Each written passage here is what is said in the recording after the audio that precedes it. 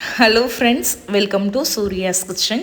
இன்றைக்கி இந்த வீடியோவில் அடுப்பு பக்கமே போகாமல் வீட்டில் இருக்கக்கூடிய பொருட்களை வைத்து வெறும் 5 நிமிடத்தில் சூப்பராக நல்ல பேக்கரி ஸ்டைலில் ஒரு ஸ்வீட் எப்படி செய்கிறதுன்னு தாங்க பார்க்க போகிறோம்.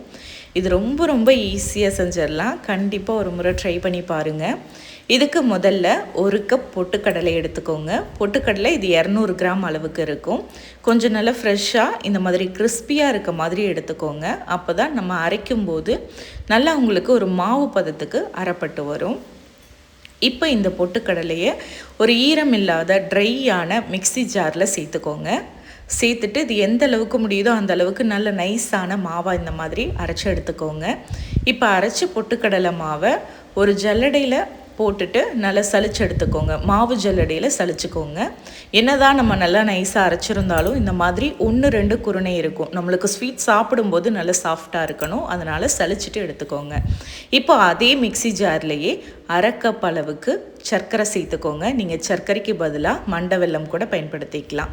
இப்போ இதில் 2 ஏலக்காய் உள்ளே இருக்க விதையை மட்டும் எடுத்து சேர்த்து இப்போ இந்த சர்க்கரையை நல்லா நைஸாக இந்த மாதிரி பவுடராக அரைச்சி எடுத்துக்கோங்க. இப்போ இந்த சர்க்கரை கூடவே ஒரு 1/2 கப் அளவுக்கு டெசிகேட்டட் கோகோனட் சேர்த்துக்கோங்க. காய்ந்த தேங்காய் துருவல். இது கூடவே ஒரு 5 பாதாம் சேர்த்துக்கோங்க.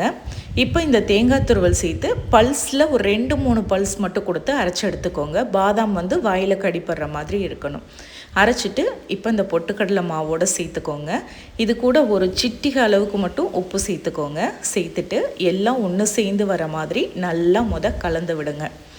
இப்போ இந்த மாதிரி நல்லா கலந்ததுக்கப்புறம் ஒரு 2 டீஸ்பூன் அளவுக்கு பாலில் கொஞ்சமாக எல்லோ கலர் ஃபுட் கலர் சேர்த்துருக்கேன். நீங்கள் இதுக்கு பதிலாக குங்குமப்பூ சேர்த்து கூட சேர்த்துக்கலாம்.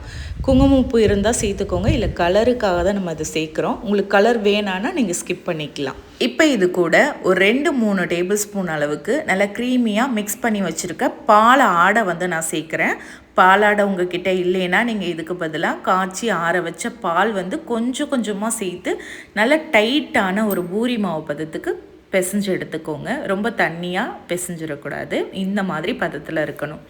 இப்போ இந்த மாவை கொஞ்சமாக எடுத்துட்டு ஒரு ஃப்ளாட்டான சர்ஃபேஸில் இந்த மாதிரி கையிலையே அழுத்தி அழுத்தி விட்டு ஒரு 1/2 இன்ச் திக்னஸ் இருக்க மாதிரி மாவை ரெடி பண்ணி எடுத்துக்கோங்க. இப்போது இதில் டைமண்ட் ஷேப்பில் இருக்க ஒரு குக்கி கட்டர் வச்சு நான் கட் பண்ணி எடுத்துக்கிறேன் ஸ்வீட்டை. இல்லைன்னா நீங்கள் கத்தியால் கூட கட் பண்ணி எடுத்துக்கலாம். இல்லை அப்படின்னா நீங்கள் ரோல் பண்ணி அப்படியே ஃப்ரிட்ஜில் இந்த மாவை ஒரு 5 நிமிஷம் வச்சதுக்கப்புறம் கத்தியால் ஸ்லைசஸாக சின்ன சின்ன பீஸாக கட் பண்ணி எடுத்துக்கலாம். உங்களுக்கு எப்படி விருப்பமோ அந்த மாதிரி கட் பண்ணி எடுத்துக்கோங்க. குட்டி குட்டியாக டைமண்ட் ஷேப்பில் இருக்கும்போது பார்க்குறதுக்கும் ரொம்ப நல்லாயிருக்கும், சாப்பிட்றதுக்கும் ஆசையாக இருக்கும். இப்போ அவ்வளோதாங்க, சூப்பராக பேக்கரி ஸ்டைலில் வீட்டிலையே ஈஸியாக ஸ்வீட் ரெடி ஆயிடுச்சு. இந்த ஸ்வீட்டை நீங்கள் 3 நாள் வரைக்கும் வெளியில் வச்சு சாப்பிடலாம். ஃப்ரிட்ஜில் ஸ்டோர் பண்ணால் 10 நாள் வரைக்கும் கெடாது. கண்டிப்பாக ஒரு முறை ட்ரை பண்ணி பாருங்கள். ட்ரை பண்ணிவிட்டு எப்படி வந்ததுன்னு மறக்காமல் கமெண்ட்டில் சொல்லுங்கள். இந்த ரெசிபி பிடிச்சிருந்தால் லைக் பண்ணி ஷேர் பண்ணி சப்ஸ்கிரைப் பண்ணிக்கோங்க. இதே மாதிரி நாளைக்கு சூப்பரான ரெசிபியோடு நான் உங்களை மீட் பண்ணுறேன். தேங்க்யூ ஃபார் வாட்சிங்.